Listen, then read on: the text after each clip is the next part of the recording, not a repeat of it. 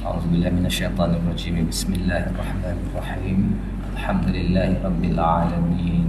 Wassalatu wassalamu ala asyrafil anbiya'i wal mursalin wa ala alihi wa sahbihi ajma'in. Subhanaka la ilma lana illa ma 'allamtana innaka antal alimul hakim.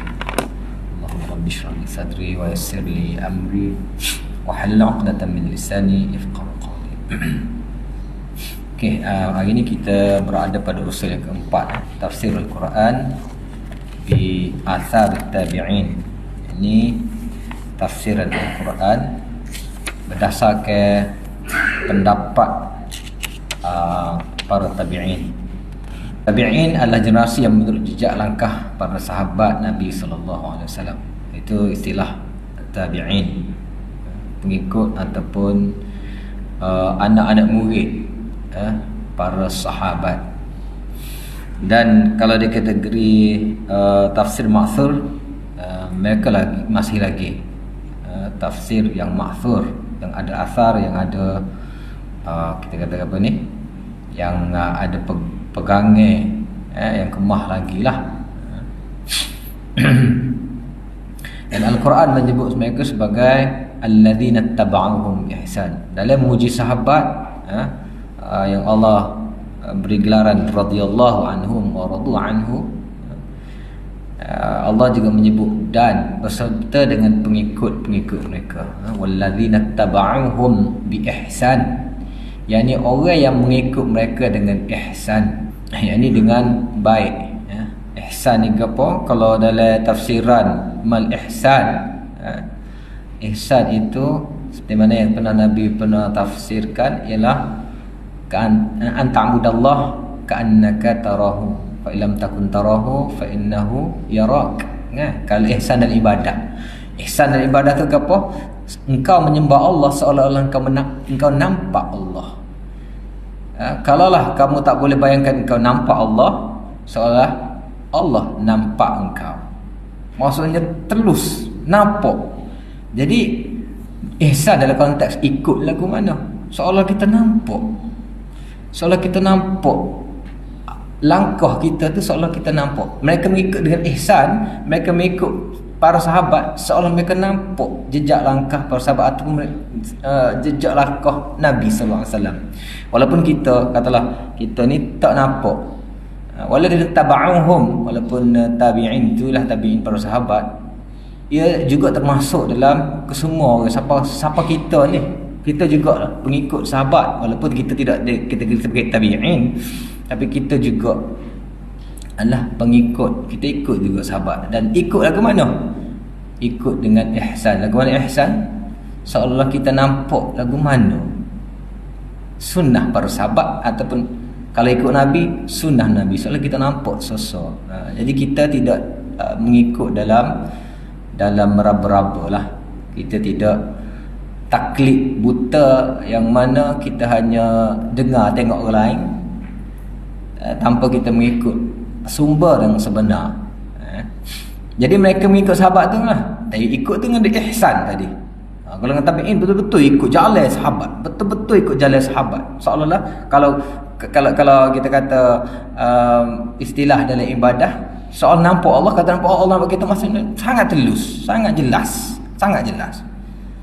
Jadi ini pun gitu, ikut dengan ihsan, ikut dengan sangat telus, sangat jelas. Apa? Contohnya kalau kita kata hadis musalsal, kita nampak lagu mana cara Nabi ambil semaya kan? Hak mana perawi menunjukkan lagu tu, cara ambil semaya, cara-cara lain pun kita nampak gambaran tu. Jangan hanya kita belajar apa panggil, jangan hanya belajar kita apa ni, apa panggil, bentuk tubuh badan Rasulullah saja kan, ataupun cara memakai Nabi tu pakai lagu mana, rambut, gaya rambut, itu saja kita nampak. Semua amal Nabi, sunnah Nabi yang lain kita tak nampak. Kalau kita nampak tu Nabi pakai shawl, Nabi pakai ridak, kita pakai ridak attack sebab ni nampak ridak sebelah mana, Nabi pakai sebelah ekor sebelah mana, Nabi jalan gaya dia lagu mana, Nabi okey, tu tak okey dah. Kan? Tapi hak lain, hak lain pun kena ikut juga. Jadi tabi'in ni Allah sebut dengan sebutan puji juga dalam Al-Quran. Maksudnya mereka juga termasuk golongan ataupun orang yang dipuji oleh Allah SWT dalam Al-Quran, iaitu at-tabi'una ataupun walladzina taba'uhum bi ihsan. Baik, jadi tafsir Al-Quran dengan asar tabi'in diperakui dengan syarat ia melalui saluran nukilan sahih. Ke mana-mana pun kena ada nukilan yang sahih, berdasarkan riwayat yang sahih. Sebab siapa saja, tak kira tabi'in lah, tak kira tabi'in, sahabat kau, Nabi sendiri pun orang boleh jual nama Nabi kan. Nama Nabi orang boleh jual, apalagi tabi'in. Apalagi tabi'in, nak Nabi sendiri pun orang boleh jual. Jadi apa saja melalui riwayat yang sahih. Malah hadis qudsi sendiri pun, hadis qudsi yang mana Nabi selaku perawi dari hadis sebut, Nabi kata qala Allah, itu pun kita kena tengok juga perawi ni kan. Orang kita hadis qudsi, bunyi hadis qudsi, apa ni tinggi ni, mesti sahih dah. Kena tengok perawi dia, siapa saja, tak kira lah tabi'in ke, sahabat ke, Rasulullah ke, ataupun Allah dalam hadis qudsinya, ke mana-mana pun nilaian kita melalui rantaian perawi.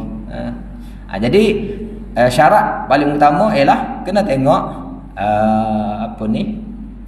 kena tengok dia punya saluran riwayat dia. Okey.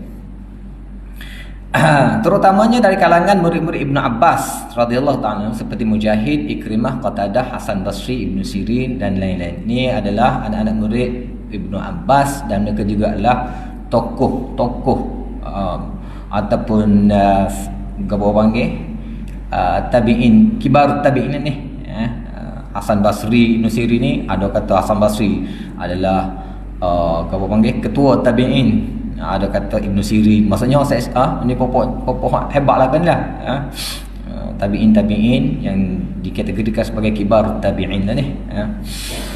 Jadi hal ni adalah mufassir lah kira-kira. Mufassir di kalangan tabi'in. Mungkin ramai, mungkin ada lagi, tapi dikatakan paling tinggi, paling hebat adalah anak-anak murid kepada Ibnu Abbas selaku terjemahan Al-Quran. Okey. Walau bagaimanapun sebelum memetik pandangan mereka, beberapa perkara di bawah perlu diberikan perhatian. Dia punya SOP dia lah dalam untuk kita pegang atau terus berpegang dengan tafsiran mereka. Yang pertama, apa yang diperselisihkan di kalangan tabi'in bukan merupakan hujah dalam agama. Okey, tetapi apa-apa yang diijma'kan mereka merupakan hujah menurut jumhur. Pertama, kalau ada berlaku perselisihan pendapat di antara tabi'in, jadi itu bukan menjadi hujah. Sebab Nabi SAW pun kalau dalam sebut bab tabi'in dengan sahabatnya ada beza sikit, kan? Jadi maksudnya Nabi kata berpegang teguhlah dengan sunnahku dengan sunnah sahabatku. Jadi sahabat tu level dia lain. Nabi pernah sebut, Nabi pernah beri perakuan, ikutlah sunnahku dengan sunnah sahabatku. Tapi tabi'in tak ada pun Nabi sebut dan pengikut ataupun anak-anak murid mereka. Jadi kalau sahabat mungkin dia ada suku, dia ada satu level yang lain yang boleh jadikan hujah juga, yang kita kategorikan sebagai sunnah sahabat. Tapi tabi'in ni tak ada sunnah tabi'in lah, tak ada kategori tersebut. Tetapi apa-apa yang mereka ijma'kan merupakan hujah.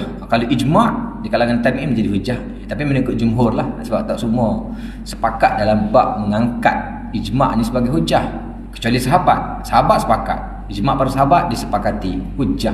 Tapi ijma' tabi'in ada yang juga yang tidak meletakkan ijma' mereka setara dengan ijma' para sahabat. Nak lagi kita bahawa ijma' ni pun diperselisihkan bagaimana penentuan ijma' tu kan. Nak tentu bahawa ijma' ni siapa yang boleh kita kata gapo memastikan bahawa ini ijma'. Baik. Yang kedua, riwayat berhubung dengan tafsir dengan bersanad kukuh saja diterima.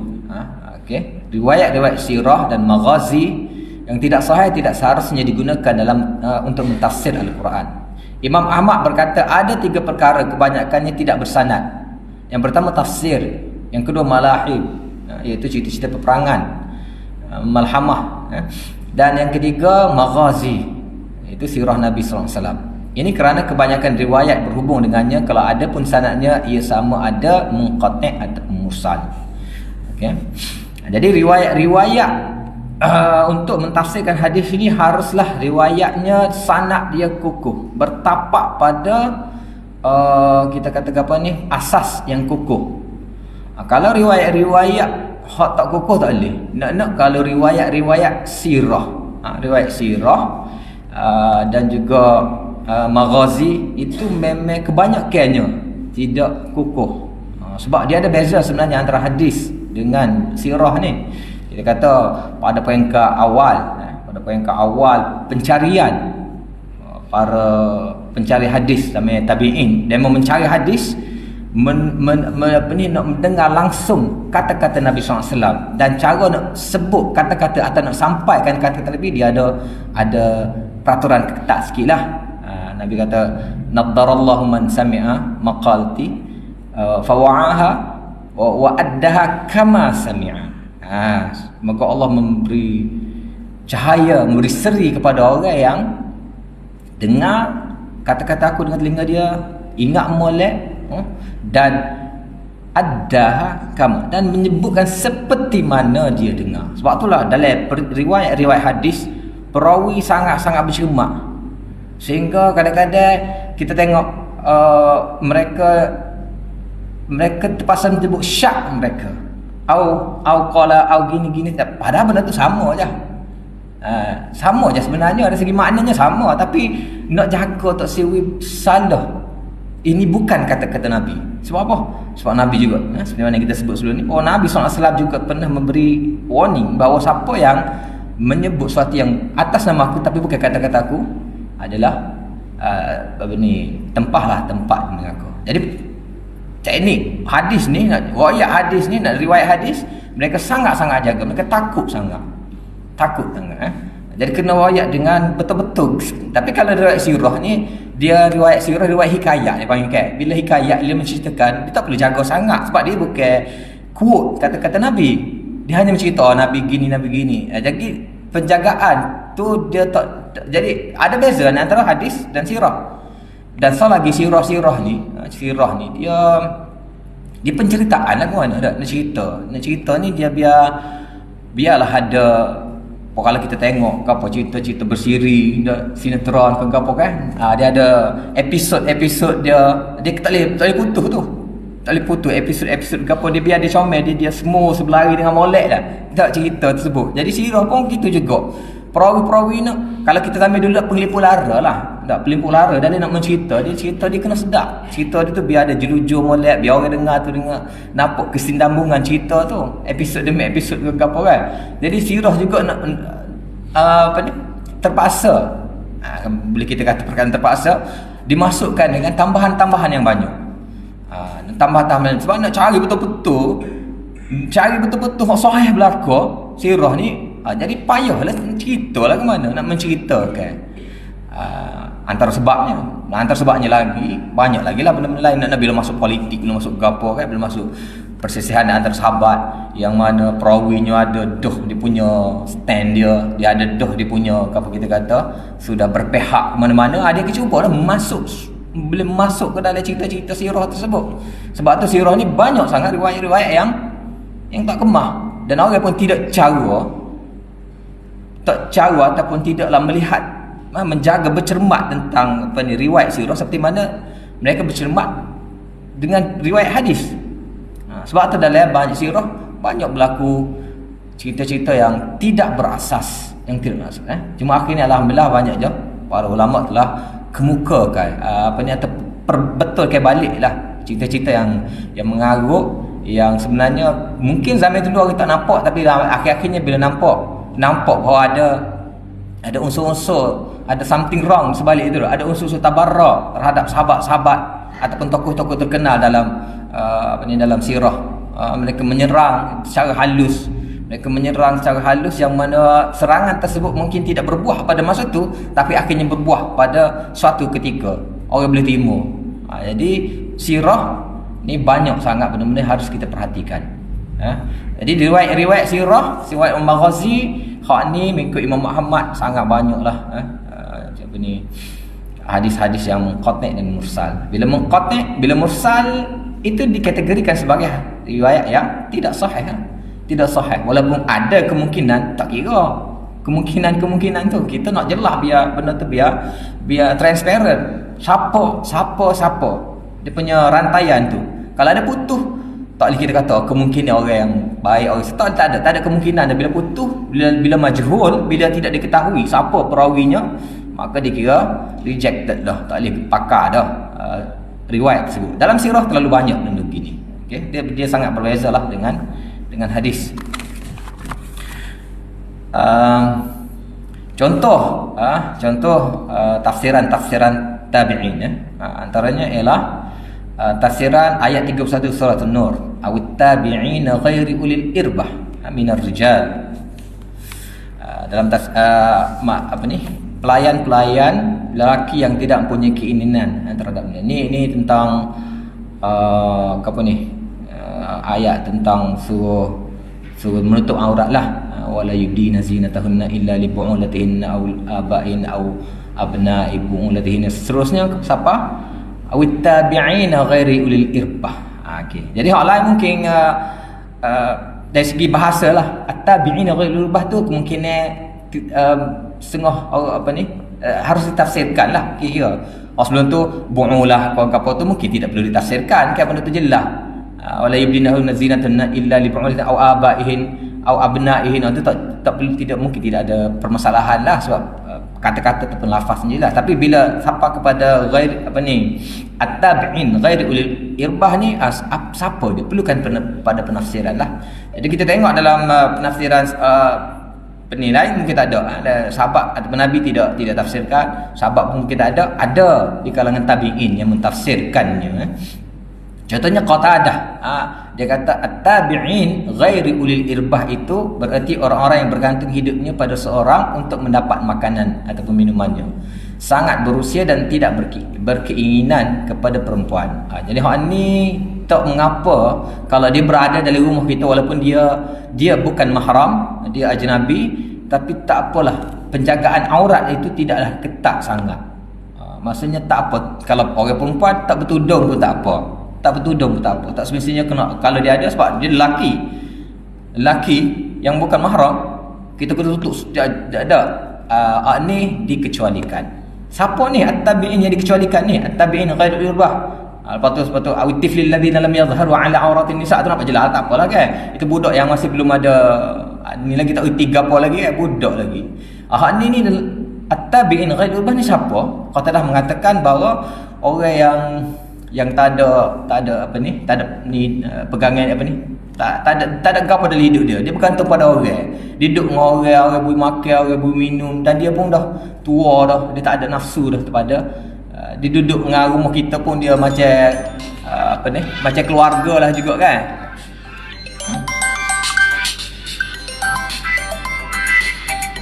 Jadi dia macam keluarga juga, dia macam anak beranak lah, kita buat macam anak beranak. Jadi tak apalah kita tak tutup aurat sangat pula dengan dia, tak apa. Itu mengikut Qatadah. Mengikut Mujahid pula, dia adalah laki-laki bodoh yang langsung tidak ada keinginan kepada wanita. Jadi at-tabi'in ghairul irbah ni, Mujahid kata orang yang kurang sikit lah dari segi fikiran, dia kurang sikit. Maksudnya kita tak perlulah jaga sangat seperti, maksudnya dia tak normal dan dia tidak ada keinginan kepada wanita. Penjagaan aurat ni kita nak jaga pada orang yang mungkin ada respon tu kan. Kalau kita nampak aurat orang lelaki yang mesti ada respon, kalau ni tak ada respon ke apa ni, tak perlulah dijaga aurat. Ini contoh tafsiran oleh tabi'in lah. Baik, seterusnya tafsir usul yang kelima, tafsir dengan qawaid al-lughah al-arabiyyah. Qawaid al-lughah al-arabiyyah, tafsir dengan kaedah bahasa Arab. Baik, dalam bab ni pentafsir mestilah pertama mempunyai latar belakang yang kukuh dalam bahasa Arab. Ini walaupun kita nampak duduk tangga kelima ni, sebenarnya dia sangat penting ni. Ini tidak kalah penting juga daripada usul-usul sebelum ni. Sebab apa? Sebab Quran itu bahasa Arab. Quran bahasa Arab, hadis Nabi bahasa Arab. Dan dalam Quran pun berkali Allah sebut Quranan Arabian, berkali-kali dua Allah sebut dah bahawa Al-Quran ni kami tunggu dalam bahasa Arab la'allakum ta'qilun, agar engkau dengan Quran Arab ini dapat mengambil, dapat berfikir. Jadi ada sesuatu tentang Arab itu. Jadi bahasa Arab itu usul yang kelima ni bukan kecil, sangat besar ni. Dan ramai juga orang yang rebah sini. Ramai juga orang yang rebah sebab tak tahu bahasa Arab. Sebab fail dia dalam memahami. Sebab itulah antara syarat-syaratnya orang nak mentafsir tersebut, dia kena sangat-sangat kukuh dalam latar belakang dia dalam bahasa Arab. Nahwu dia, saraf dia, balaghah dia, segala cabang-cabang ilmu seperti tasbih, isti'arah, kinayah, ijaz, itna, hazaf, mahzuf, iltifat, apa semua benda-benda tersebut dia kena mahir. Tak ada satu pun yang dia boleh tertinggal. Kalau dia masuk periksa, markah dia kena lebih pada 90% dari kesemua madah lah. Dia tak boleh fail lah satu madah pun. Jadi ini adalah syarat dia. Syarat dia. Sebab kalau orang yang gagal memahami hal ni, kita kata dia gagal periksa je. Dia tak ada lebak nahwu, kita kata. Sesimpel nahwu dah. Dia tak boleh dia tak gagal memahami huruf-huruf ta'diyah kalau kita kata. Ni muta'addi ni dia tak faham. Dia tak faham situ saja, maka macam mana dia nak terjemuh Al-Quran bila sedangkan Allah SWT menggunakan seni-seni ini untuk menyampaikan mesej dia. Allah menggunakan seni-seni balaghah ni dalam menyampaikan mesej dia. Ada Allah guna kiasah, ada Allah guna majazi, ada Allah guna isti'arah. Jadi kadang-kadang kalau faham ni, sesimpel ni tak faham, macam mana dia nak mentafsir Al-Quran? Ini adalah kita kata gapo panggil syarat-syarat untuk mentafsir. Ini dia syarat untuk ahli tafsir lah ni. Kalau kita tak sapa situ, kita kata kita ni tak sapa, kita pelajar, kita kena cari orang yang ada lagu ni lah. Kita kena cari orang guru yang mahir dalam bab ni. Jangan cari guru yang bahasa Arab pun tak tahu. Ada memang tempat kita. Kalau sebut nama pun semua orang tahu dah kan. Dia langsung tak tahu bahasa Arab, tapi dia tafsir, ya Allah. Tegur tak boleh pula. Dia tafsir, dia langsung dia mengaku bahawa dia ni bahagian bentuk yang masuk je kan. Pasal rakyat lah. Tapi sebab bahaya. Sebab dia bukan tak ada pengikut, dia ramai pengikut, dia ramai followers. Sedangkan dia asal tu kan masuk. Orang beri mikrofon, orang beri restoran ke dia boleh mengajar di masjid. Tapi dia mengajar, ya Allah, tafsir dia sangat lari. Ada seorang lagi yang semua kenal juga kan. Dia buat buku dia tu hari tu habis. Dia punya launching buku dia habis. Hebat, maksudnya dia ramai followers, tapi tafsir dia sangat teruk. Sebab dan dia memang langsung dia kita kata dia mengaku lah memang sebab dia tak boleh bahasa Arab. Jadi sangat-sangat bahaya bahasa Arab pun tak. Jadi ini sangat penting lah, sangat penting. Samalah kita boleh percaya kodok kalau kita katalah kita naik flight tiba-tiba pilot sakit perut, siapa nak ganti ni? Okay, mestilah orang bawa tu kena pilot, paling kurang ada co-pilot kau. Tak boleh kata kawan biasa juga ni rajinlah bawa gapo kita tak boleh. Kalau ada main game kau tak boleh. Berani ke kita Arab nak ganti pilot tersebut? Sama juga dalam bab tafsir ni, kena orang cukup mahir baru boleh kita menumpang. Jangan pakai tumpang kosek-kosek lah. Okey.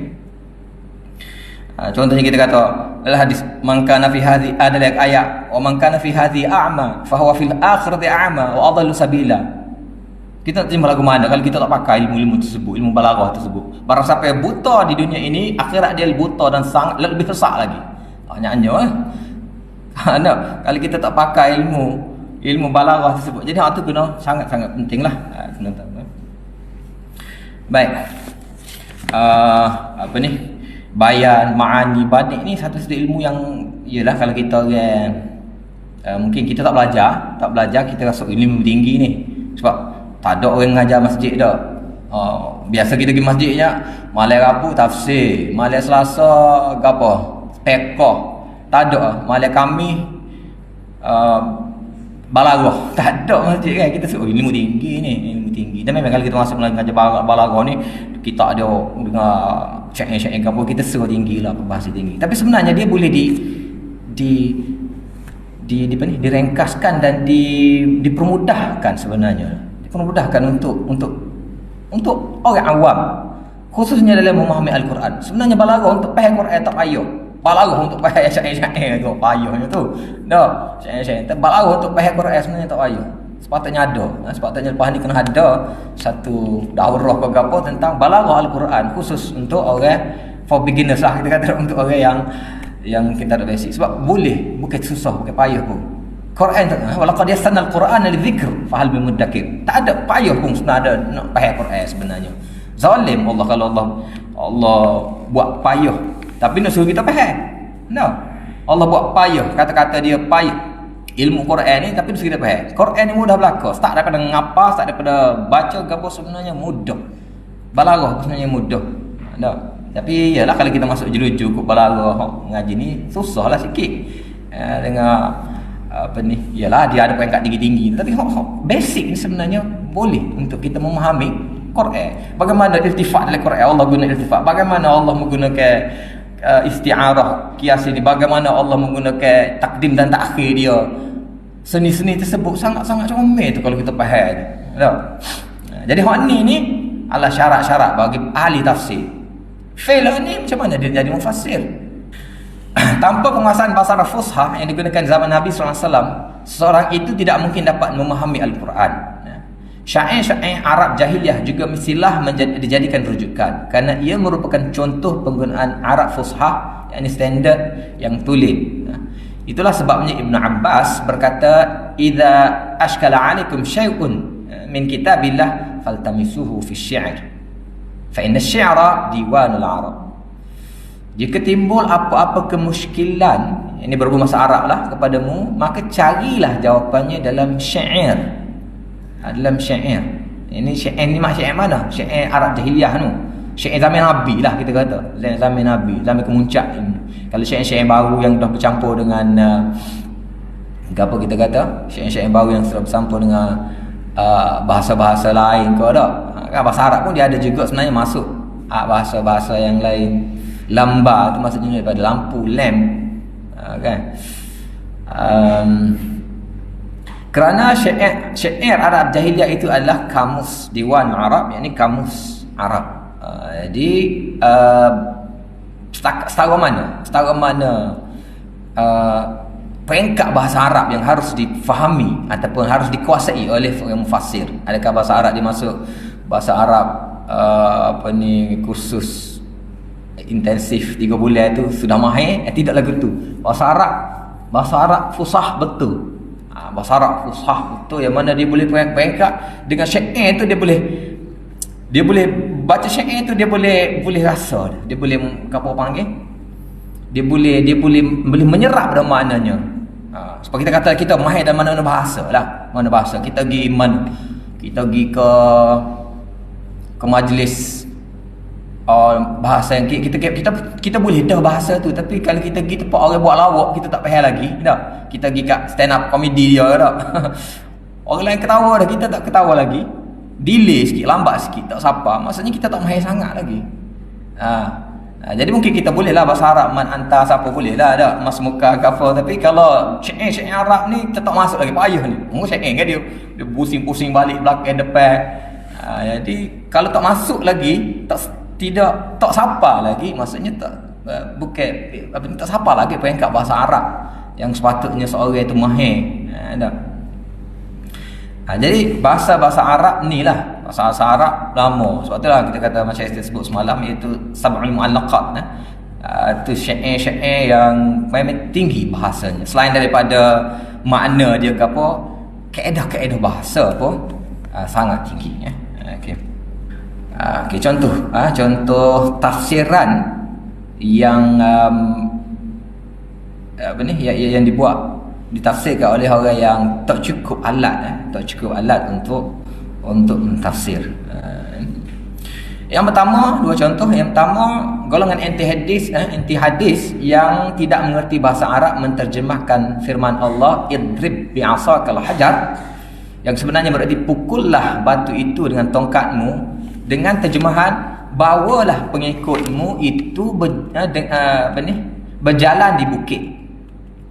Okey, penterjemah itu tidak mengetahui bahawa daraba yang mutaaddi binafsih berarti memukul. Perkataan daraba yang mutaaddi dengan fi saja berarti berjalan. Ini sangat basic dari bahasa Arab ni. Gagal memahami nahu. Okey. Jadi ada jugalah terjemahan daripada golongan anti hadis. Golongan anti hadis ni maksudnya dia kononnya pakai Quran sajalah, Quran aja, hadis je lah. Jadi di sini dia telah menolak. Banyak anti hadis ni banyak juga dia tolak. Contohnya bab mujizat, bab pelik, sebab dia juga berpandukan kepada akal. Jadi lebat ni sebenarnya mujizat ni, cerita tentang Nabi Musa dapat membelah laut adalah satu cerita mujizat. Okey, dan ia diterima juga dalam Yahudi dan seumpamanya kan. Cuma ada juga golongan yang menolak bahawa belah laut itu satu benda yang sebenarnya fiktif. Sebenarnya satu ataupun sebenarnya belah laut itu belah laut betul-betul terbelah laut, tapi bukan dengan belahan dengan mukjizat.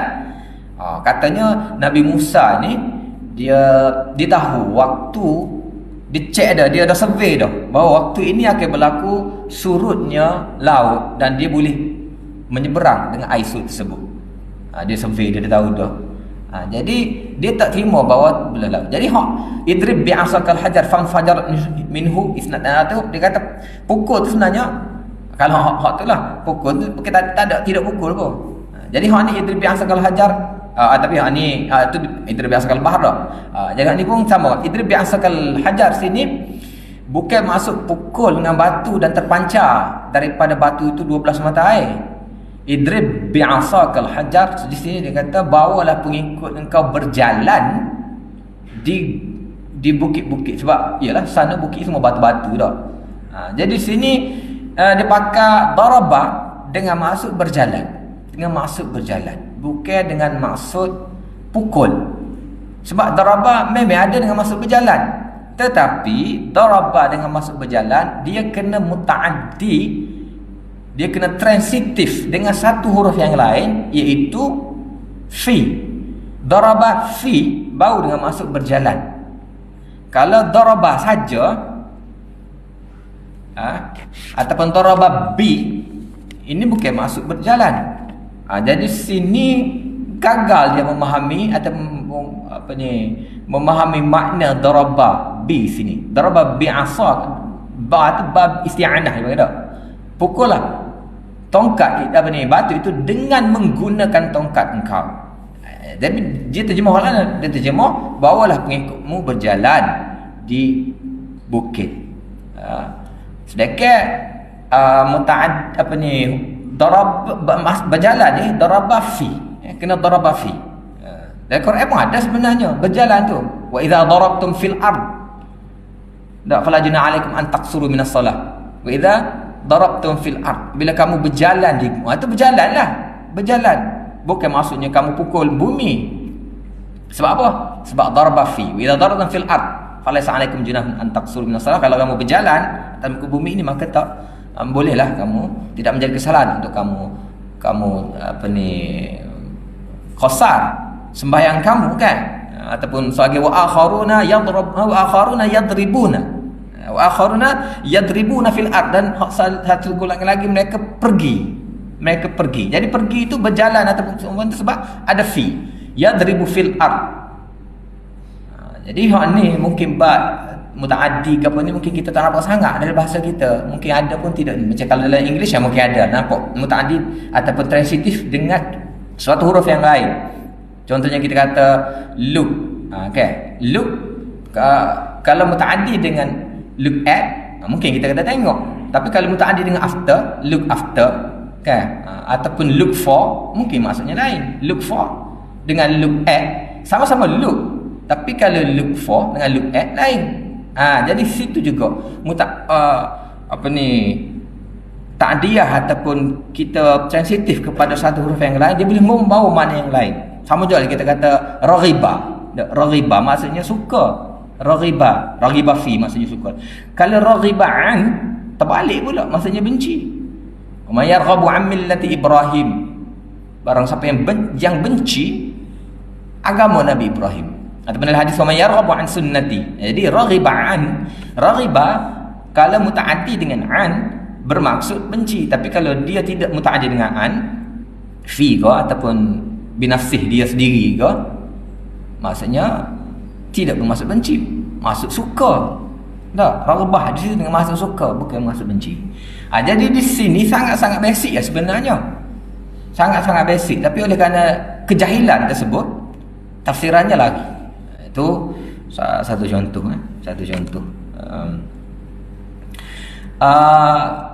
Contoh yang kedua, seorang sufi sesat pula mentafsirkan ayat 69 surah Al-Ankabut, wa innallaha lama'al muhsinin, yang makna sebenarnya ialah dan sungguhnya Allah itu benar-benar berserta dengan orang-orang yang baik. Dengan yang ini tafsiran dia lagu mana? Dan sesungguhnya Allah itu benar-benar telah menggilak orang-orang sufi. Sejahal ini tidak tahu bahawa lam pada perkataan lama'a bukan fa fa'il, tapi lam at-ta'kid, yang lam penguat lah pada khabar inna. Ini pun berkaitan dengan nahwu juga. Jadi sini innallaha lama'al muhsinin, semua kata masalah, semua kata cuma sungguhnya Allah itu bersama dengan orang-orang yang muhsin. So, semua Allah itu sungguhnya Allah itu bersama-sama, tak ada menjadi masalah pada orang lain. Kan? Sebab innallaha lam, lepas inna ada lam takkid tu banyak. Innallaha laghafurur rahim, innallaha laqawiyyun aziz, innallah, banyak sangat rangkaian inna dan lam selepas tu. Jadi lam tu ada lam taukid, orang lain tak ada masalah. Jadi ma'a tu satu perkataan, ma'al muhsinin tu mudhaf ilaih, ma'al muhsinin, innallaha la, kalau kita taknik, kalau kita gerak, inna allaha la ma'al muhsinin. Tapi sini kemungkinan atas kejahilan juga, ataupun mungkin sebab ada maksud sesuatu, dia menterjemahkan la ma'a dengan satu perkataan fi'il madhi, telah menggilap. La ma'a maksudnya gilap, macam kita dalam kitab lami' ke apa tu, maksudnya berkilau daripada la ma'a tu. Jadi al-muhsinin tu kebetulan al-muhsinin tu pun dalam keadaan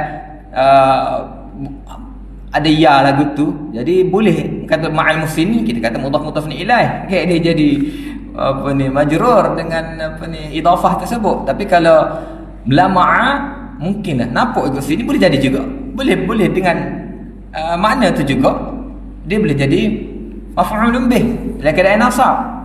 Jadi la ma'a, innallaha la ma'al muhsinin, la ma'a jadi fi'il madhi, sungguhnya Allah itu menggilap orang-orang yang muhsin. Sebenarnya memang muhsin itu siapa? Muhsin itu dia kata orang sufi lah. Allah menggilap orang sufi, mana menggilap hati kau tahu lah apa lah. Jadi di situ dia memakai la ma'a dengan fi'il madhi. Dia ambil word fa'ala fa'ilam tu. Jadi kalau kita belajar ni tahulah fa fa'il itu apa kan? Fa fa'il itu apa, lam fa'il. Jadi sini ni dia pakai dengan makna fi'il madhi. Itu contoh kita kata tafsiran yang salah berdasarkan tak kemah, tidak mempunyai basic bahasa Arab yang kukuh, dia akan jadi salah. Banyak sebenarnya kalau kita tengok contoh-contoh macam tadi kan, lama'al muhsinin dia boleh pergi dengan maksud tu, sama juga seorang, tapi dia ni bukan salah, tapi cara dia nak guna peluang daripada boleh pergi dua-dua tu, contohnya ada cerita lah seorang tu dia nak jumpa dengan khalifah. Dia pergi jumpa khalifah, dia adalah time dia nak jumpa beratur ke gapo. Dia pergi hari pertama tak ada kena satu waktu kena tutup office, esok lah mari. Esok dia pergi pula takut tak ada lagi, ramai orang nak masuk tak ada berada ikut giliran, siapa giliran dia tak ada. Dia pun kata dengan dia melaung, dia kata dengan kuat. Dia kata ana Ahmadur Rasul, ana Ahmadur Rasul. Okay. Jadi pengawal tu dengar, ni siapa pula ni mengaku Rasul ni? Ana Ahmadur Rasul, maksud saya Ahmad si Rasul. Saya Ahmad si Rasul. Jadi ni kes besar ni, mengaku jadi Rasul. Jadi orang tu pun bawa ambil lalu lah dia. Masuk jumpa khalifah. Siapa jumpa khalifah, ceritalah dia masalah khalifah gini-gini. Lalu khalifah kata, okey tak apalah, okey isu awak ni. Dia kata, ya awak ni pengawal ada report sana ni. Kata awak mengaku jadi Rasul. Awak mengaku Rasul. Dia kata tak. Dia kata, saya kata an Ahmadur Rasul, saya memuji Rasul. Okay. Sebab Ahmad ni dia boleh dua-dua. Ahmadu ni boleh dua. Kalau fa'il madhi Ahmadur Rasul, Rasul tu kena berbagi depan lah. Jadi mafhum lebih kepada Ahmad. Dan kena nasab ana Ahmadur Rasulah. Tapi kalau dia berbuat ar-rasul, ana Ahmadur Rasul, kemungkinan Ahmad tu boleh jadi isim tafdil ataupun jadi alam lah nama Ahmad. Saya Ahmad si Rasul, Rasul jadi badal kepada Ahmad. Saya Ahmad si Rasul, boleh dengan mana saya memuji Rasul, boleh berlaku. Sebab Ahmad adalah dia dua-dua, mustarak, boleh dua-dua. Sama ke sini. Innallaha la ma'al muhsinin, la ma'al muhsinin, boleh pergi dua-dua, tapi terlalu basic salah sini. Sebab lam tu semua orang nampak bahawa lam tu lam taukid pada inna. Kan? Ataupun apa ni? Tentang huruf ta'diyah lagi, contoh ta'diyah macam ataupun apa ni? Huruf jar kan? Ada polemik tentang adakah wanita ataupun Hawa itu dicipta daripada tulang rusuk, kan? Ya apa ni? Bukan ayat tu dah. Wa khalaqa minha zawjaha, kan? Wa khalaqa minha zawjaha. Ya nas inna khalaqnakum min nafsin wahidah. Ya ayuhan nas inna khalaqnakum min nafsin wahidah wa khalaqa minha zawjaha wa batha minhuma rijalan katsira. Wahai manusia, kami cipta kamu daripada satu nyawa, satu diri, Nabi Adam lah. Tak ada khilaf lagi. Wa khalaqa minha, dan kami ciptakan daripada nafs tadi zawjaha, pasangannya, Hawa lah. Jadi min tu min gapo, kan? Sebab ramai juga orang mengatakan bahawa min tu min gapo daripada maksudnya daripada sebab min tu banyak maksud dia, ada banyak maksud dia. Jadi itu daripada Adam lah, maksudnya daripada diri Adam, daripada ada Adam tu mana. Dalam hadis mengatakan bahawa dicipta daripada tulang rusuk, daripada tulang rusuk, min dila', daripada tulang rusuk. Jadi ramai juga orang yang buat kad nikah pun kaya tulis perempuan itu dibuat daripada tulang rusuk agar dipeluk, gitu-gitulah kan. Jadi sini juga sebenarnya menjadi masalah juga, sebab min, adakah min tu min dengan maksud daripada ataupun min makna lain? Sebab apa? Sebab ada ayat juga kira, wa min ayati an khalaqalakum min azwajikum min anfusikum azwaja, wa min ayatihi an khalaqalakum min anfusikum azwaja, dan daripada tanda-tanda kebesaran Allah bahawa Allah menciptakan pasangan kamu daripada diri kamu. Jadi kalau jadi min sini, adakah min diri kamu, maksudnya adakah pasangan kita, isteri kita daripada kita, kan? Jadi masalah sini. Jadi sebenarnya min yang lebih tepat sini adalah min tasbih sini. Jadi orang nak pakai mana ni min tu min? Sebab ada juga tempat-tempat yang lain yang min, bukan semua min tu sesuai. Contohnya Rasul, semua Rasul atau minkum, daripada kalangan kamu tu min tu gapo? Maksudnya min gapo ni? Min jinsiyah kau, min gapo sini? Min jinsiyah kau, min apa ni? Tabi'idiyah kau. Jadi sini jadi polemik. Ada kata dak, hadis kata dengan jelas al-mar'ah khuliqna min ad-dila', dicipta daripada ni. Jadi perkataan min tu sendiri kita kena tahu bahawa banyak maksud. Kalau orang gagal memahami asas basic ni dari nahwu, maka gagallah dia memahaminya. Baik, tak apalah, maksudnya seorang penafsir itu harus kemah, harus faham, harus tahu dengan sempurna, dengan mendalam ilmu-ilmu alat ini, ilmu-ilmu alat ini. Apalagi balaghahnya. Sebab balaghah tu kalau peringkat step yang lain dah kemah nahu ngangkau kalau kita ngaji mana-mana pun kan. Dia pergi nahu saraf dulu pasal barulah ke balaghah. Balaghah pun kena kemah jugalah. Baik, seterusnya yang keenam, tafsirul Quran bil-ra'yi. Tafsir Al-Quran dengan menggunakan akal fikiran. Jadi tafsir menggunakan akal ni, akal ni lagu mana? So akal ni ada apa ni, kita kata nas-nas yang merendahkan akal dan ada yang mengangkat akal, kan? Ada yang merendahkan, ada yang mengangkat. Tapi kalau kita perhati dalam Al-Quran, Allah suruh kita menggunakan akal. Berapa banyak ayat yang suruh kita menggunakan akal. Afala taqilun, afala tatafakkarun, afala yatadabbarun. Kesemua itu menggesa kita menggunakan akal. Jadi kalau ada celaan terhadap akal yang bagaimana, akal yang bagaimana, dan ada pujian terhadap akal yang bagaimana. Maksudnya dia tidak seumum itu.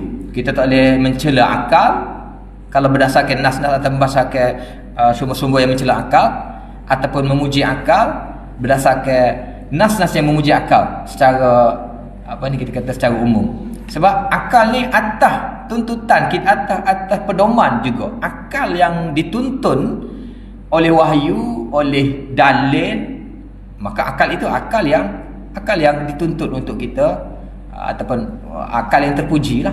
Tapi kalau akal yang betul-betul kita serahkan kepada akal, itu akal yang tidak terpuji, ataupun akal yang membawa kita kepada tafsiran-tafsiran yang melencong lah. Jadi tafsiran menggunakan ataupun tafsir bil ra'yi ni, kalau kita tengok ada celaan-celaan tafsir bil ra'yi, ada celaan ar-ra'yi yang lagu mana, tafsir bil ra'yi yang lagu mana. Dia bukan secara umum ke semua tafsir bil ra'yi itu, ataupun kalau dah jadikan istilah tafsir bil ra'yi itu, maksud istilah guna akal tanpa tuntunan ilmu, tu memang salah lah, tafsir bil ra'yi yang tercela lah. Tapi asasnya, adakah penggunaan akal ataupun ar-ra'yu itu dihalang ataupun tak boleh? Itu juga menjadi masalah sebenarnya. Kadang-kadang kita tutup orang tu, kita telah menutup banyak benda yang mana akal adalah satu pintu yang sangat luas atau jendela yang sangat luas untuk kita melihat kebenaran. Kalau kita tutup jendela tu, maka kita tutup. Sebab itulah kita tengok kejumudan ke apa berdasarkan menutup akal. Begitu juga dengan ajaran-ajaran yang menyeleweng, ajaran-ajaran sesat. Kadang-kadang pengikut dia bukan pengikut yang tidak berakal. Orang kata masa dibuat serbu, masa diserbu kepala ayah pen dulu di besuk ke mana jetih ke mana kan. Orang kata masa pergi serbu tu, masa dia buat jumpa pengikut dia tu, masa tu kereta, dia kata kereta canggih-canggih belaka. Kereta hebat-hebat belaka. Hak tu kawal kerajaan, inspektor pun ada, inspektor polis, ustazah pun ada. Yang herannya ustazah tu bukan dia setakat dia ustazah, suami dia ustaz.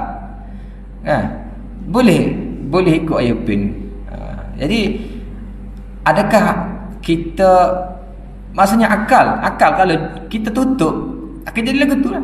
Akal tidak boleh ditutup, tapi akal juga tidak boleh dibiarkan. Jadi akal lagu mana? Tafsir bil ra'yi itu lagu mana?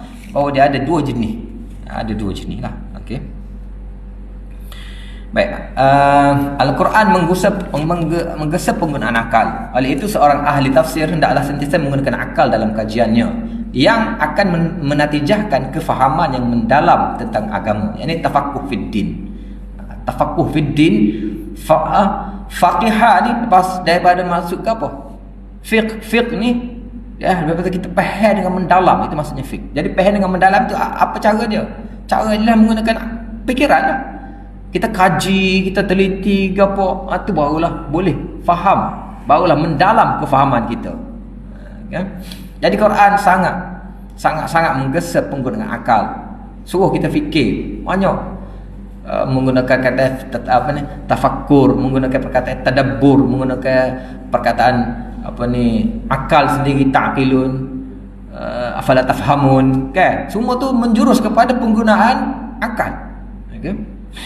Lihatlah bagaimana doa Rasulullah sallallahu alaihi wasallam untuk Ibn Abbas, seorang yang kemudiannya terbilang sebagai tokoh utama dalam tafsir. Bukankah baginda mendoakan agar beliau mendapat kefahaman yang mendalam tentang agama dan agar diajar Allah kepadanya ilmu tafsir Al-Quran. Begini doanya, Allahumma faqihhu fid din wa 'allimhu ta'wil. Ini doa khusus Nabi SAW kepada Ibnu Abbas. Ya Allah, faqihhu, berilah fahaman yang mendalam dalam agama kepadanya dan ajarkanlahnya takwil. Sebab itulah berkat doa Nabi sallallahu alaihi wasallam, dia menjadi orang yang sangat pintar, yang sangat hebat dalam memahami Al-Quran, sehingga digelar terjemah Al-Quran dan pernah mengaku bahawa ana ar-rasikhuna fil ilm, yang disebut dalam ayat. Jadi ini Ibn Abbas. Sama jugalah macam Nabi doa kepada Abu Hurairah ke, yang mana dia tak ingat, dia kata hafal apa tak ingat. Nabi doa kepada dia ingat, lepas tu dia ingat apa yang dia hafal semua ingat. Jadi berkat doa Nabi doa memang jadilah. Jadi Nabi suruh faqih. Faqih itu maksudnya dia memahami mendalam, menggunakan apa? Menggunakan akal lah. Menggunakan akal. Jadi akal tidak boleh ditutup, dan menutup akal menjadi musibah lah. Jadi kadang-kadang kita sama jugalah, nabi-nabi lain pun berhadapan dengan umatnya sebenarnya yang tidak menggunakan akal sebenarnya, tetapi meletakkan benda yang lain lebih daripada akal. Menggunakan akal yang secara utuh tidak tercela. Okey. Baik. Sayyidina Ali pernah berkata, tidak ada apa-apa ilmu khusus atau rahsia kepada kami selain kefahaman tentang Al-Quran yang Allah kurniakan kepada seorang. Ini kata-kata Nabi dia adalah illa fahman yu'tihu Allahu al-Quran, ataupun sini terbalik ni, yu'tihu Allahu rajulan fil Quran, tu sepatutnya. Ini bila seorang perawi menanyakan, ada aindakum kitab, ada sebab dia tengok sahabat yang hebatnya, generasi yang dulunya zaman jahiliahnya, masyarakat yang tidak dipandang sebelah mata pun oleh orang lain, tapi selepas itu, selepas menerima Islam, menjadi hebat, menjadi tinggi, boleh menguasai apa sahajalah kita kata kan. Jadi adalah orang tanya, ada tak sumber yang lain, ada kitab lain tak? Saya kata tak ada, Quran ni je. Ataupun dia kata illa fahman yu'tihu Allahu rajulan fil, melainkan kefahaman yang Allah beri seorang tentang Al-Quran. Maksudnya memahami Al-Quran kepada seorang itu, seorang itu boleh memaham Al-Quran. Jadi pemahaman Al-Quran kita mainkan sendiri. Kita kena guna tadabbur, tafakkur, perhati, teliti, tengok. Kalau kita tak tengok, guru Al-Quran sendiri pun baca Quran daripada muda sampai ketua pun mungkin tak nampak apa yang orang lain kaji nampak. Orang lain kaji dalam masa sekejap, kalau dia perhati, tafakkur, tadabbur, tengok molek, ataupun dia belajar ni, dan nampak ayat yang sama yang dia baca, ataupun ayat itu mungkin orang lain nampak ialah ayat tentang sejarah, ayat tentang tauhid gitu je, tapi orang lain mungkin nampak benda lain, ilmu yang lain terpecah daripada sebab perbezaan pemikiran. Jadi saya nak kata tak ada, ni je Quran ni lah yang mengangkat umat Arab yang sebelum ni digelar sebagai ummi, menjadi manusia-manusia hebat. Hanya Quran, iaitu pemahaman mereka tentang Al-Quran. Tak ada sumber yang lain, tak ada sokongan yang lain, hanya ni je. Okay. Dan ini juga menunjukkan bahawa apa sahaja yang dikaitkan dengan Sayyidina Ali, kononnya Sayyidina Ali ni ada, ialah macam-macam lah sumber-sumber yang lain. Ada Mushaf Fatimah ke, ataupun ada ilmu yang lain ke, tak? Ilmu tentang tarikat ke tu ke apa, tak ada. Ni je sebenarnya. Okey.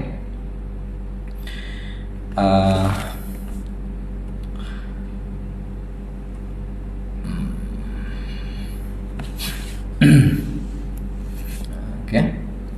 Peringkatan, perlu sekali difahami dengan baik pengertian mentafsir Al-Quran dengan menggunakan fikiran. Setengah orang mengharamkan sebuah bentuk tafsir yang menggunakan akal fikiran. Setengah yang lain pula mengambil kesempatan daripadanya dengan mentafsirkan Al-Quran sesuka hati dengan akal dia lah.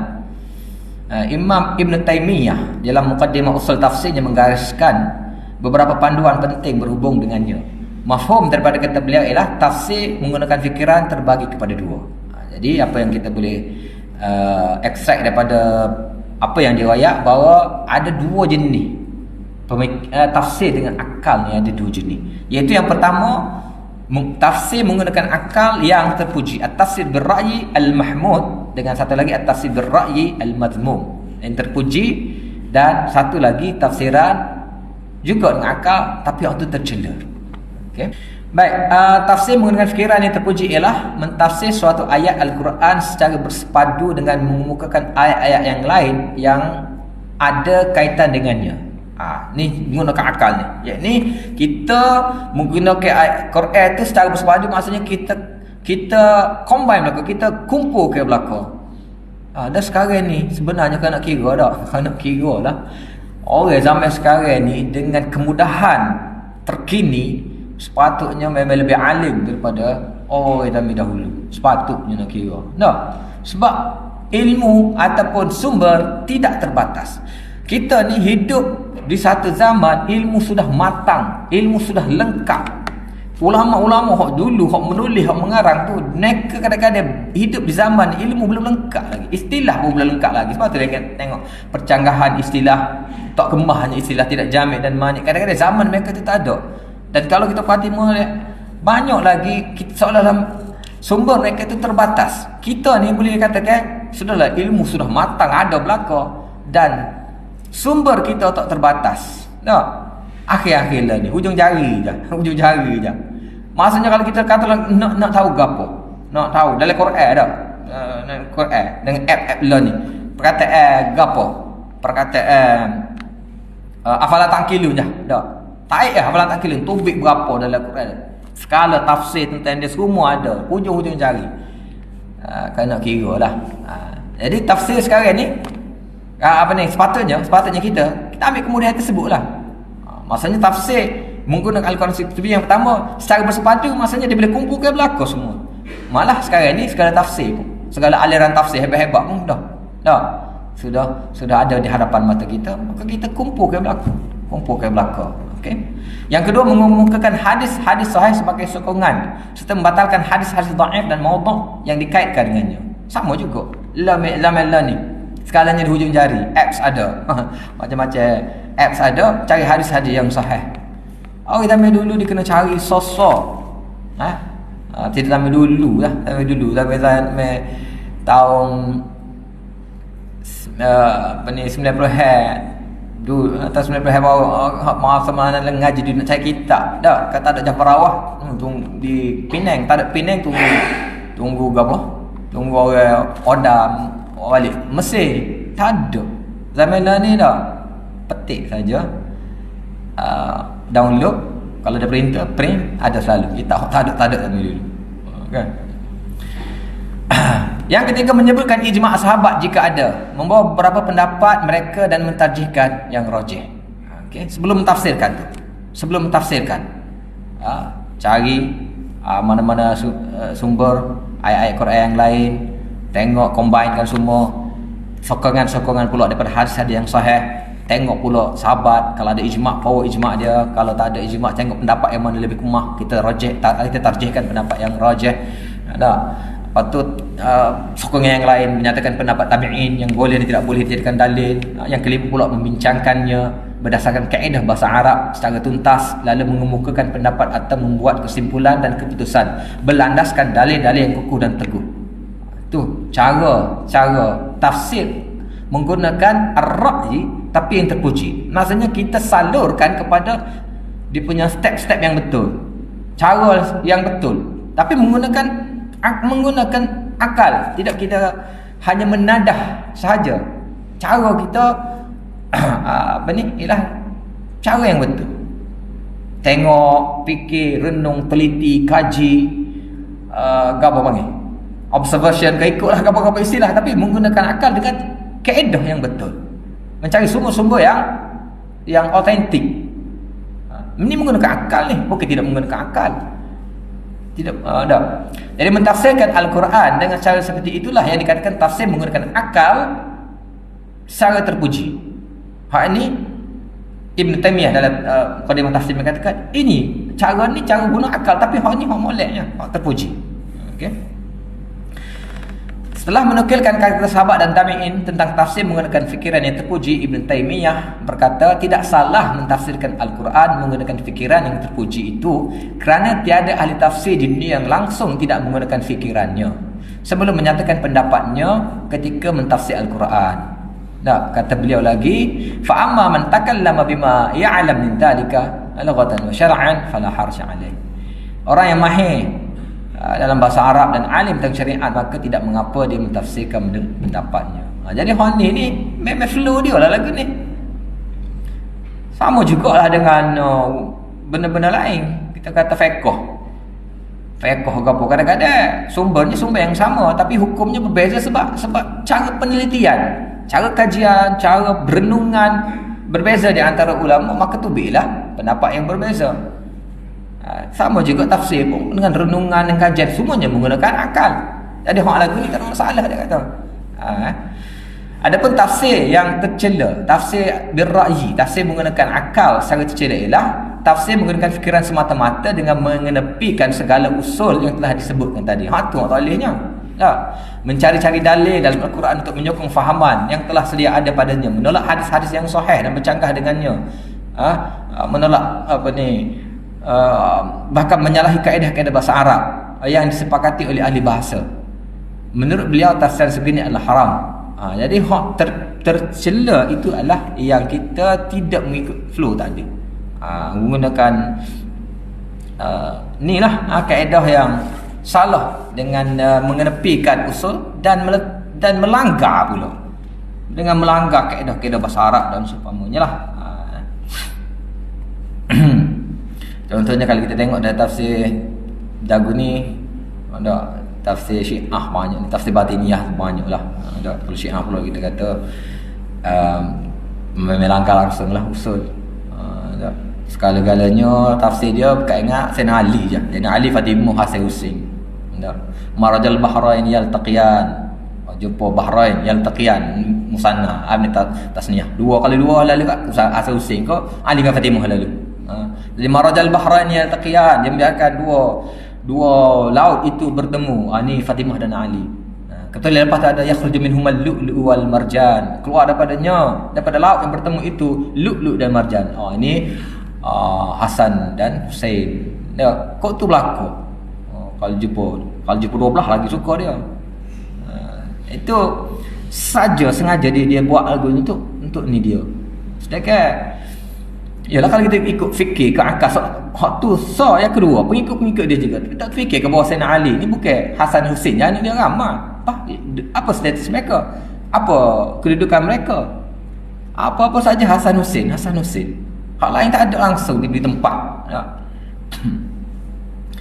Baik, kalau jumpa imam pula, imam mestilah imam dia. Wa kullu syai'in ahsayna fi imamin mubin, tu imam.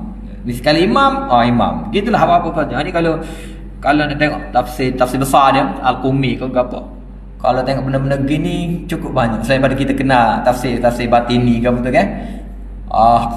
Sebenarnya rujukan dia banyak mereka tu. Sangat-sangat banyak. Sangat-sangat banyak.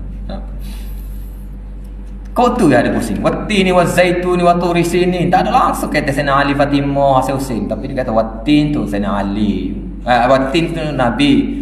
Zaitun Fatimah dan ni. Waturi sini Hasan Husain. Okay? Itu tafsir birra'yi. Itu bukan birra'yi dah tu sebenarnya. Itu tafsir gapol panggil dah. Ngaruh. Perincian yang tidak berfaedah dalam tafsir. Okay? Perlu diketahui bahawa setengah tafsir yang menjadi rujukan umat terdapat sekian banyak cerita yang dikaitkan dengan suatu firman Allah padahal dia langsung tidak berasas. Malah terdapat juga dalamnya perincian-perincian yang tidak berfaedah. Oleh itu, apabila mentafsir Al-Quran, anda hendaklah berpada dengan riwayat-riwayat yang sahih meskipun ia tidak terperinci. Okay. Sibuk mencari maklumat tentang ukuran bahtera Nabi Nuh alaihissalam adalah sesuatu yang tidak berfaedah. Berapakah sebenarnya bilangan Ashabul Kahfi yang sengaja Allah tidak tentukan, juga sesuatu yang tidak perlu. Apa yang perlu ditekankan sebenarnya ialah tentang maksud Al-Quran, mengemukakan suatu cerita. Jadi kita ni satu benda yang penting juga ni, usul juga ni. Apa yang Allah nak daripada, apa maksud daripada tu, waktu yang kita nak. Tapi kita tak si tengok sudut tu, kita tengok daripada benda-benda lain. Contohnya tentang Nabi Nuh tadi, kita duk kalut kayu gapo kapal Nabi Nuh duk, kayu kokar lah macam-macam dah. Apa tu ukur dia berapa, dia punya lebar berapa, dia punya panjang. Apa tu lagu mana dia bilik dia lagu mana. Tak tidak balah apa ni rima dengan macam tu, tak perlu. Tak, bilangan Ashabul Kahfi sendiri tu sengaja tak royak. Betul royak ada kata apa ni ada kata 7 dekat apa. Tapi tak tentu. Sebab apa? Sebab kita bukan hantu sebenarnya. Bukan bilangan, bukan apa, tapi kita mencari hantu. Seolah kita macam apa? Excavasi untuk cari fosil-fosil yang tak perlu. Kita cari dah. Contohnya kita kata Ashabul Kahfi dengan anjing disebut gitunya. Kita siapa cari? Nama gapo? Last kali tu nama Qitmir. Buat dengan rajah gapo. Sedekah nama ko bilangan gapo tu tak sebut. Tapi kita sibuk nak cari sesuatu yang sedekah pengajaran daripada Ashabul Kahfi sangat besar. Sehingga Nabi SAW mengatakan orang apa ni antara kita kata apa ni perisai untuk bertahan dengan fitnah Dajjal adalah Suratul Kahfi. Kita tak nampak situ tu. Tu nampak nego lah, orang nego nak buat macam tak ada hijab lah kita ni. Jadi hal tu tak perlu. Jadi itulah lebih kurang ringkasnya bahawa tafsir ber-ra'yi ni dan sebab selain daripada Allah SWT suruh kita, Nabi SAW juga pernah interview kan apa ni Muaz bin Jabal kan, bila dia nak hantar Muaz bin Jabal nak pergi ke Yaman. Dia kata Muaz bila pergi ke Yaman maka jumpa dengan orang Alkitab. Orang Alkitab ni bukan orang Arab yang langsung tak ada ni, dia orang ada ilmu. Jadi kita lagu mana mula buat? La kaifa taqdi iza urda alaika qada'un. Okey. Lagu mana? Nabi interview Muaz bin Jabal. Mula buat ke mana? Kalau mari permasalahan lagu mana? Dia kata aqdi bi kitabillah. Saya akan putuskan kitab Allah. Okey, dia kata bagus, lulus. Okey. Kalau tak jumpa fa illam tajidhu fi kitabillah, kalau tak jumpa dia kata fa bi sunnati Rasulillah sallallahu alaihi wasallam. Saya akan putuskan dengan sunnah Rasul sallallahu alaihi wasallam. Okey, lulus tik pula. Okey, kalau tak jumpa fa illam tajid, kalau tak jumpa juga Muaz kata ajtahidu ra'yi wala alu. Saya akan ijtihad dengan ra'yi saja. Apa kata Rasulullah? Rasulullah suka, Rasulullah tepuk dada dia. Dan Rasulullah kata alhamdulillahilladzi waffaqa Rasulillah Rasulillah sallallahu alaihi wasallam bima yardahu Rasul sallallahu. Kalau kita orang ngaji balaghah kita tahu bahawa kata-kata itu bukan kata-kata biasa tu. Kata-kata yang suka bila nak sebut. Semoga Allah segala puji Allah beri taufik kepada Rasulullah ni. Tak sebut nama, tak kata waffaqaka ke tak. Waffaqaka dia sebut Rasulillah. Dia tak sebut Rasuli ke ataupun ni bila apa ni idafah kepada nama dia. Seperti kita lah kalau kita nama anak kita dah Aiman ke kalau kita sebut anak jati ayah ke Syamil anak tina ayah. Okey, kan itu bahasa yang menunjukkan bahawa suka. Jadi sukanya Nabi SAW bila dia interview Muaz bin Jabal, Muaz bin Jabal kata gini, kalau tak jumpa ajtahidu ra'yi. Maksudnya kena guna akal tu. Kena guna akal. Dalam bab apa kena guna akal. Kena ijtihad, ajtahidu ra'yi. Dan Nabi SAW suka lagu tu. Itu cara dia. Dan itu Nabi kata itu cara Rasul pada Rasulullah. Kan? Jadi tak boleh langsung kita kata kita terlalu strict sangat. Tak boleh kapur-kapur mesti kena ada apa ni sumber autentik yang sebab dia kita akan gapo panggil, kita akan jumpa dengan macam-macam keadaan. kadang-kadang banyak tafsiran-tafsiran terkini yang mungkin orang zaman dulu tak nampak. Betapa banyak kan tafsiran terkini yang kita baca kita nampak. Sebagaimana contoh kita kata beginilah, hadis-hadis asyratis sa'ah kan. Hadis-hadis asyratis sa'ah. Kita percaya bahawa apa yang Nabi sebut pada zaman Nabi, sahabat yang dengar, perawi-perawi yang dia tak nampak sangat sebenarnya. Tapi amanah dia menyampaikan, dia sampaikan. Dah, seperti mana kama sami'ahu, seperti mana dia dengar lagu tu, dan mungkin dia tak payah sangat. Sebab ada juga pekat-pekat dia tu yang tolak. Pokok Khawarij, Mu'tazilah tolak. Dia ahli sunnah tak tolak walaupun tak payah sangat. Tapi sahabat zaman kita payah. Hadis-hadis asyratis sa'ah kan, hadis-hadis sebab dia berlaku pada zaman kita. Al-Quran pun gitu juga. Ada mungkin suatu ketika orang lain lebih nampak daripada kita. Kan Nabi pun riwayat dalam hadis apa ni, rubba muballighin aw 'amin sami'in, rubba apa ni apa ni rubba muballighin aw 'am sami'in, rubba apa ni, ila man afqaha minhu tu kan. Berapa ramai orang yang disampaikan itu lebih memahami daripada orang yang menyampaikan. Maksudnya sahabat mungkin tak nampak, nama dia tak nampak, tapi orang lepas tu nampak. Kan. Jadi gitulah juga sangat gapo panggil, menjadi tuntutan bahawa kita menggunakan akal, menggunakan kajian. Nona Quran pun suruh afala yatadabbaruna al-Quran kan. Baik, okeylah. Habis slide ni, sebenarnya slide ni dalam 23 page ni untuk nota 1 sebenarnya. Sebenarnya boleh juga kalau boleh kita kongsikan dalam kalau ada grup tak ada, kalau ada grup kita kongsi dalam grup ataupun dalam ni slide ni, sebab ini ana ringkaskan daripada nota pertama Maulana. Lagi setakat itulah untuk hari ini. Allah kesambung. Subhanallah.